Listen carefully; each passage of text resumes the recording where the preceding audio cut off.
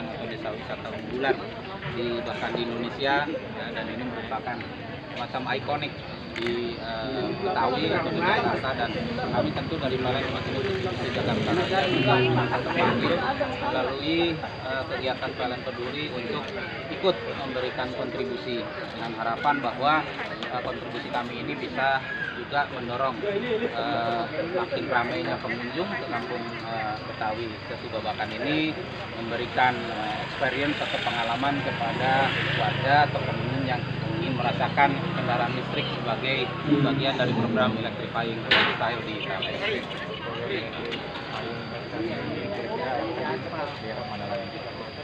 Nah, kalau untuk pemberian bantuan ini, tentu kita harus melihat anggaran yang akan kami hasilkan tahun ini, kemudian juga kebutuhannya dan termasuk lokasi ya. Karena tidak semua lokasi ya bisa cukup luas untuk digunakan. Kebetulan kalau di sini bahkan 1 jam pun masih bisa dipakai putar-putar.